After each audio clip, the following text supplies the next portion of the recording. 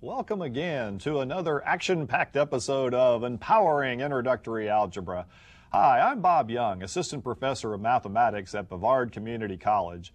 Along with my excellent support staff of WBCC, we continue to bring you top-notch algebra lessons that you can work on anytime convenient to your busy schedules.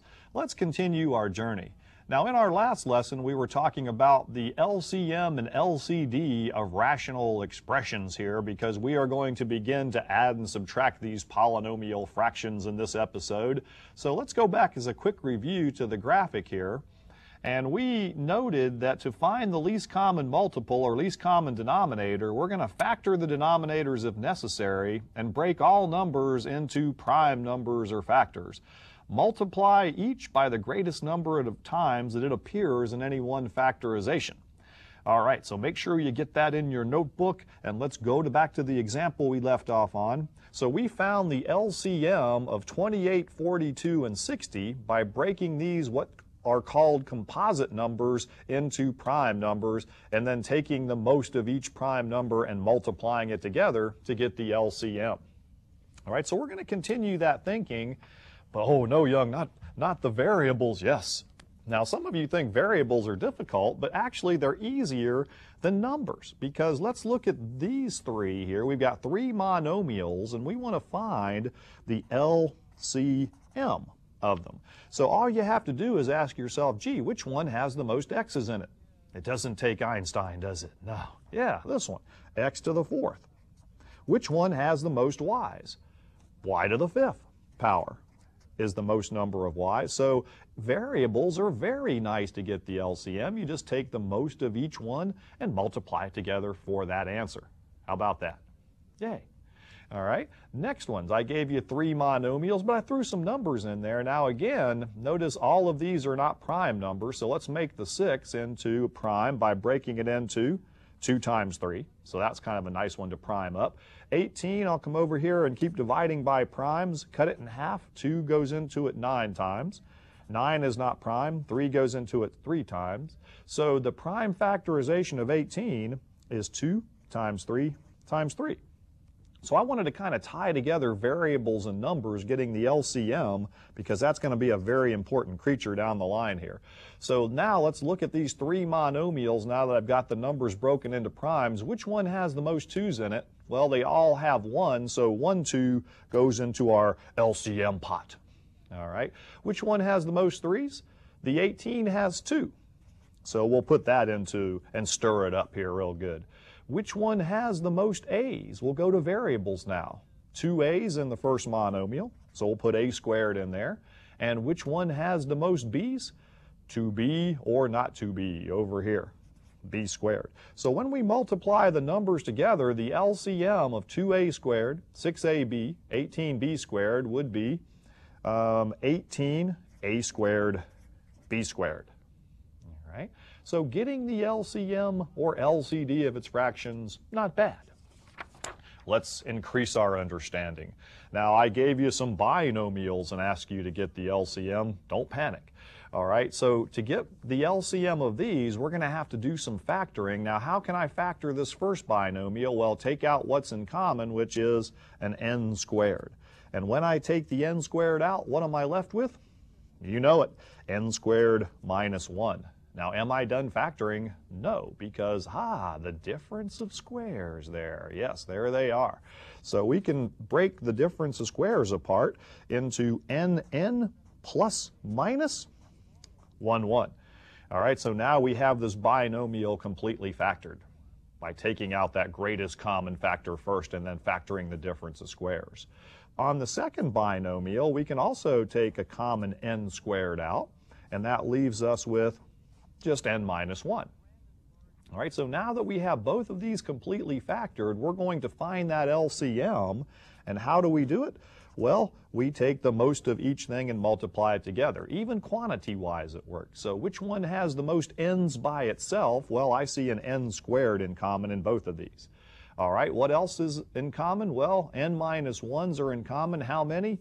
The most in either one of these two is 1. And there's something else we need, an n plus 1. So the most n plus 1s, although this is the only one that has 1, gets thrown into our L.C.M. pot. And there is the L.C.M. of these polynomials. Yeah. All right. And then I went from binomial examples to trinomials. All right. We can also find the L.C.M. of these guys. So let's go ahead and factor. So remember, when the numbers weren't prime, we broke them into primes and we took the most of each one and multiplied together to get it. When they're polynomials, we factor and we take the most of each one. All right, so this one would factor into xx, factors of 6 that will give me 5, and they both have to have the same signs here, would be minus 2, minus 3, so that's a nice trinomial to factor. This is a trinomial square. I would factor and get x minus 2, not once, but twice. All right, so to get the LCM of these, now that I have them factored, ask yourself, all right, self, which one has the most x minus 2's in it? This one. How many? 2. So we'll write x minus 2 quantity squared. And what else do we need? The most of the x minus 3's, which is only 1. Put them in the LCM pot. There's your answer. So finding the LCM, not bad. Not bad. All right, I want to go to the next graphic here right now, and we are going to hit the payload. We're going to hit the mother load now, adding and subtracting rational expressions. So I'm going to give you guys a chance here. I'm going to talk slow so you can be writing and getting this information down in those math notebooks that are organized 4 steps. And this is really 4 steps for adding and subtracting any fractions. Step 1, get that least common multiple. Now we're going to call it the least common denominator. Now notice I wrote that's 90% of the battle. If you can get the L.C.D. of these fractions, you're going to be successful. Factor the denominators if necessary, and break all numbers into the prime numbers. Multiply each factor the greatest number of times that it appears in any one factorization. Okay, step 2, make equal fractions with that L.C.D. Step 3, add or subtract the numerators depending on the problem and put over the L.C.D. And step 4, always look to reduce, and we have already practiced reducing these polynomial fractions, so those are the 4 steps I want you to get down here. Now let's go to some examples. All right, adding rational expressions. Now I'm going to start easy here with common denominators, with a common denominator. So notice in this case the denominators are the same, so I'm just coming right out and asking you what 4 over x plus y plus 9 over y plus x is. Remember, these denominators are the same no matter which way you write them. So we can just add the tops together and put it over that common denominator. Isn't that nice? So those are very nice ones when you're given a common denominator. You can just add the tops, boop, got the answer. All right, same thing for the second example. Now notice I made them a little bit larger here. So what we're going to have is 2 fractions with a common denominator of x minus 1. We're going to have to go ahead and collect like terms here. I call this the bird. Do you see the bird there? CLT. I'm going to call it the CLT bird as it flies to give you the answer over here. All right, so when you add the x's, 3x plus 9x is 12x. Minus 2 minus 5 will give you a minus 7. So your final answer here with these 2 common denominator fractions, we just collected like terms and we've got the answer here. Okay. Now, what if they're unlike denominators? This one's got a positive c, this one's got a negative c. Definitely can't just go adding those together like that. But there's that little negative fraction rule we talked about earlier in the course. Let's review that real quick. There's 3 ways you can write a negative fraction. 1, the negative can be out front, minus a over b. Or you could write that with a negative on the top with the a, or you could write the negative on the bottom, as long as you only have 1 negative in each one, because if you had 2, then of course it would become a positive. All right, now this is a nice little rule when I look at this creature, because if I don't like that negative on the bottom of this fraction, you know what I'm going to do out there? I'm going to take it and I'm going to put it up there with the 7. All right, so that little negative fraction rule can be your friend, because what that just accomplished for me is what? It made something with an unlike denominator into something with a common denominator, and now we can put those two fractions together and get how many things over C? 3 plus negative 7? Negative 4 over C. And again, you could write that answer a variety of ways. You could put the negative out front, the negative on the C, but I'll leave it like that. Okay, we'll continue. Adding rational expressions with those unlike denominators, now they're getting a little larger, don't panic. First and foremost rule is get that L.C.D. 90% of the battle, folks, is getting the common denominator of these two things so you can put them together like we did the previous examples. Now to get it, remember, these are all variables. I made this one kind of nice. Which one has the most x's? First one, x cubed. Which one has the most y's? This one, y squared. So the L.C.D. of these two, just taking the most of each one, is going to be x to the third y squared. So what I do is I set up the shell, as I like to call it. You know, I like to write them right underneath there, and I call this the coveted young shell. All right, now the second step in our graphic was we wanted to make equal fractions, equivalent fractions with this common denominator. Now, how do you do that, Young? Well, let's look at this denominator. What do I have to multiply this one by to get here? Now, notice I've got x cubed in both of them. I'm missing something. I need another what? I'm a y short. Now, some of the film guys back there and gals are probably saying, well, the instructor's a quart short or something, but we're a y short on this one. And remember, these are fractions. Whatever you do to the bottom, you must do to the top. Rules for fractions. So what we end up with to get this denominator in terms of the common one will become 5y. All right, now how about the second fraction? What do I need to multiply this one by, this denominator, to get my common one here once I establish it? Well, I'm a couple x's short. No cracks back there. And the y's are okay, aren't they? I've got the same number of y's there, so I just need to multiply the top and bottom by x squared. So this will give me 3 times x squared is 3x squared.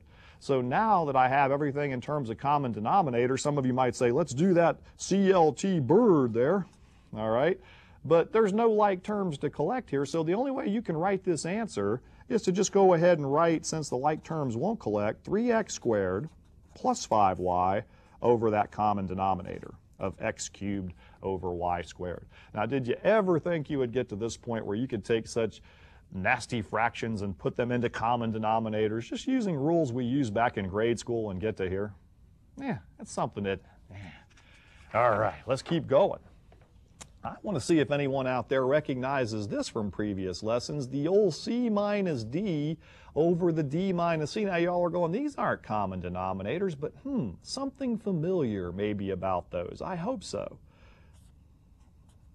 These are the old opposites. Remember, the opposites reduce to -1 when we reduce the fractions. If we had C minus D over D minus C, it was -1. So they really do go into each other. So what I tell students is you can go ahead and put either one of the two as a common denominator. Now, since C comes before D in the alphabet, I went ahead and kind of put them alphabetically arranged. So I'm going to get this with this common denominator.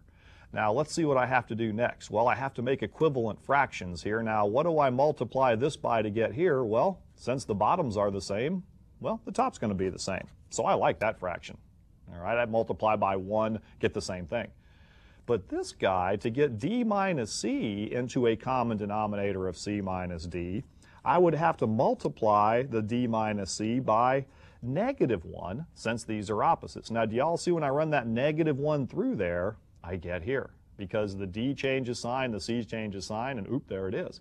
But again, these are fractions. Whatever you do to the bottom, you must do to the top. So you know what happens to the D squared? It becomes a -D squared.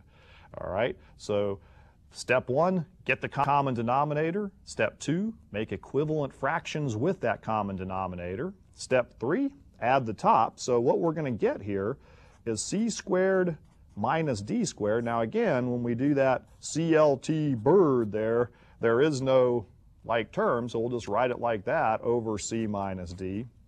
And notice I have step 4 on that graphic.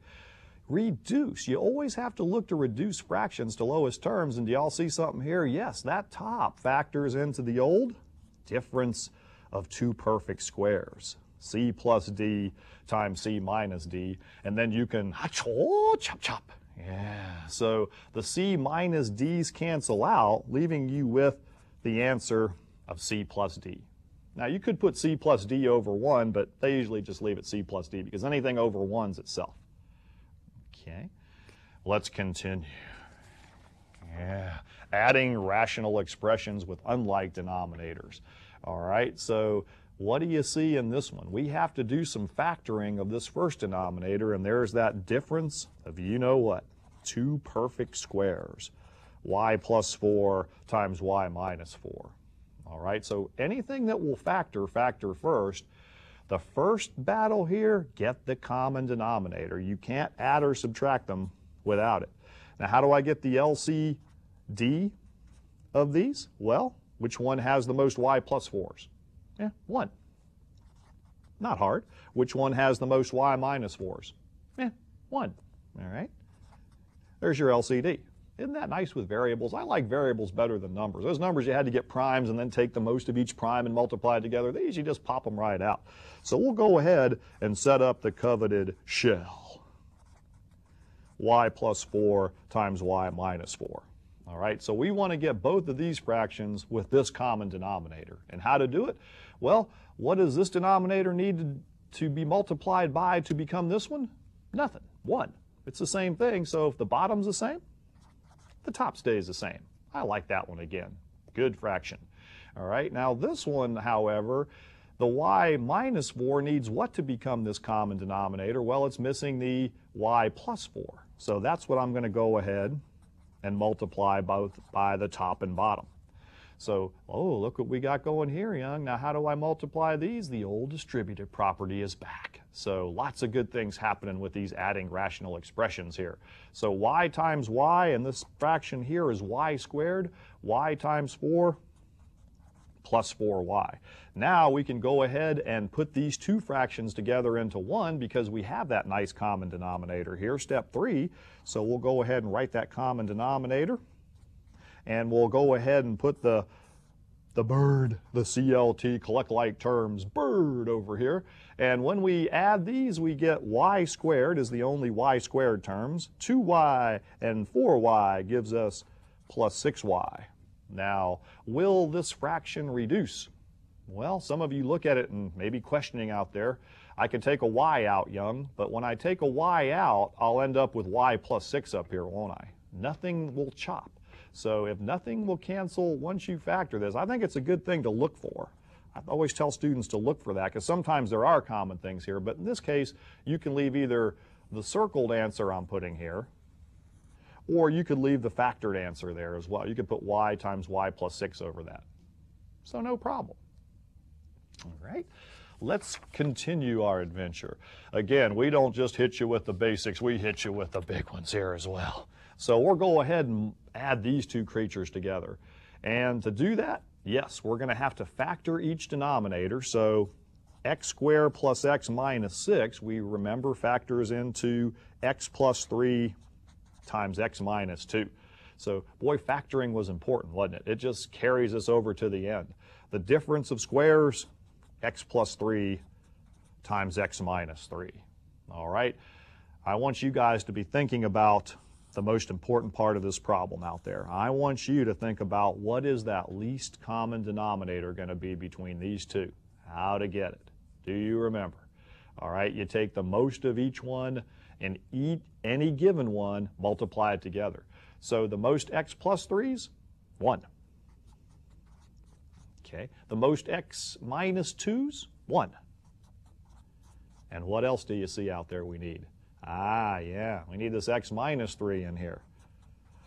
Okay, so that is the common denominator, the most of each thing multiplied together.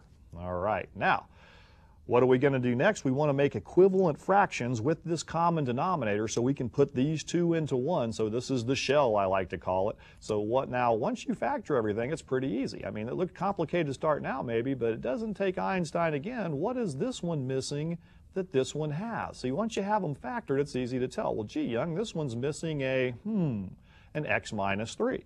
So we're going to go ahead and multiply both top and bottom by x minus 3, remembering that to make them equivalent, you have to do the same thing to the top and bottom. And there's my little friend, the distributive property. So now when I multiply that and put it up here, it's going to become 2x minus 6. Yeah. And then the second fraction is missing the, to get a common denominator here, it's missing the x minus 2. So we'll go ahead and multiply the top and bottom by x minus 2. And when we distribute and put that answer on the top of this fraction, we'll get 3x minus 6. So good. Now we can take these two and combine them into one by using the old collect like term method, and the bird is back. I usually like the bird to tie them together there. So when we add the x's, we get 5x minus 6, and minus 6 over here gives us a minus 12 all over that common denominator. All right. So we are making progress here. So we have taken them and changed them. All right, so let me go to the camera here. Are y'all starting to feel that power surging in your veins?